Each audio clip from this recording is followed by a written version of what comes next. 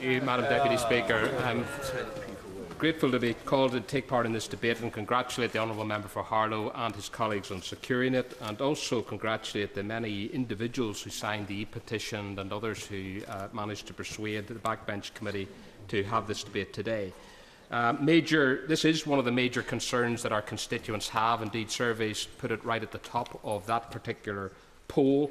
The fact that every household in the United Kingdom is paying on average £677 per year purely on fuel duties illustrates the extent of this issue for ordinary working people and those who are in the poorer sector of society. Now, generally, the fact is that the poorest 20% are paying twice as much of their income on fuel duties than the richest 20%. That cannot be right. And it's clear that the impact is not just on poorer people, but people who do live in rural areas, as has been very eloquently pointed out already. And also it impacts disproportionately on younger people. We had a debate in this House not so long ago on car insurance. It's very clear that there's a very big premium on younger people for car insurance. And so those people are also finding it very, very difficult to stay mobile, to get jobs, to stay in employment. I give way. Thank the honourable gentleman for giving way. But I would point out, of course, that just 2 Fridays ago we had the debate with the members of the Youth Parliament who identified transport as being their main issue of concern for their campaigns over the next year. And I would hope that the Minister would take that into account when she's responding to the debates.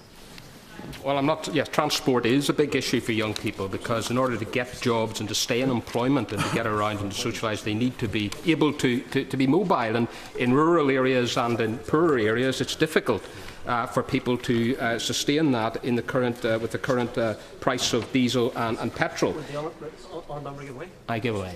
I thank the right honourable member for giving way. We are urging people to get into work. If you live in one of my rural areas in Strangford and you're travelling to the right honourable's constituency in North Belfast, you'll find that the 2-hour round trip costs you £10 per day, £50 per week, £250 per month, a large chunk out of any person's wage packet.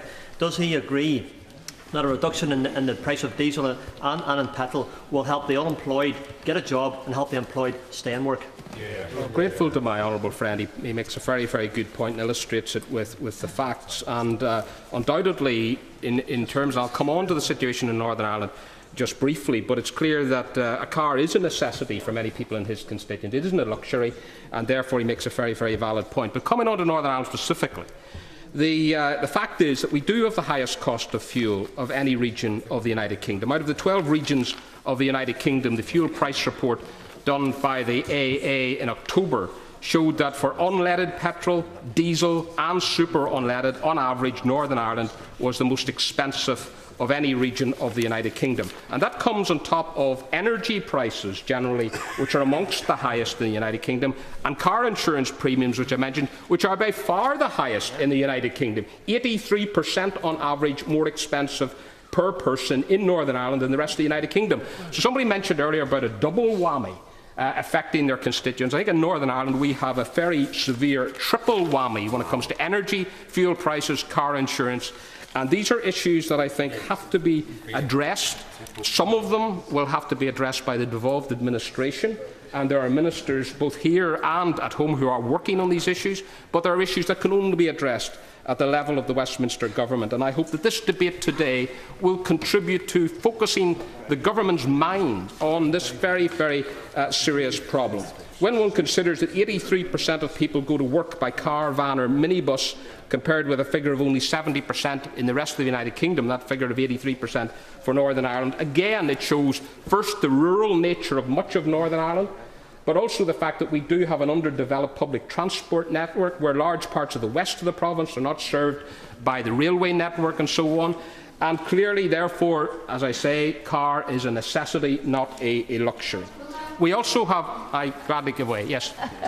I'm most grateful. We normally talk about pig farming, but I think on this case we can also talk about the fact that in our very rural areas, particularly my constituency Devizes, it is that lack of competition amongst petrol stations and also amongst heating oil providers. None of us are on a grid, we're all reliant on heating oil, and I think we share some similarities on a microcosm with the honourable gentleman's area. Yes, absolutely, and again on the off-grid issue, again we have a higher dependence on off-grid energy supplies than elsewhere elsewhere in the United Kingdom, but there are many, many similarities. We also have a unique situation. Never mind the similarities, of course we do share the land border with the Irish Republic. And as a result of per litre prices for petrol, which are, I think, on average 5p cheaper in the Irish Republic and 15p per litre cheaper for diesel, we have this problem of fuel smuggling, which is costing the Exchequer in the region of £200 to £300 million a year. Now, one of the ways of dealing with that, of course, is to be tougher. The serious organised crime force and others need to be tougher in tackling that problem, but there also needs to be, I think, an extension of the rural fuel pilots to Northern Ireland, because this would actually not only reduce the cost of petrol and diesel, it would also not only boost the economy, it would actually increase the tax take by the revenue, and that has been clearly shown. One of the other issues, and I'm going to be very, very quick, Madam Deputy Speaker, due to the time, one of the other issues that people say to me all the time in my constituency is that they are appalled at the massive oil company profits, £3.2 billion by BP in the second quarter this year. They want those profits passed on to people in difficulties. They're appalled at the differential in prices between one part of the province and another in terms of petrol prices. They can't understand why supermarkets, and I will mention supermarkets in my constituency, charge one price one area and another price somewhere else, simply because they can get away with it. They want to see the fuel duty increases planned for next year scrapped to boost the economy, reduce costs and to boost the tax take, which is now only 66% today compared to 81% in 01-02, which shows the current policies of ramping up tax and fuel duty increases isn't working for the government. And they want to see the measure of inflation to upgrade fuel prices taken away from RPI and moved to CPI like everything else.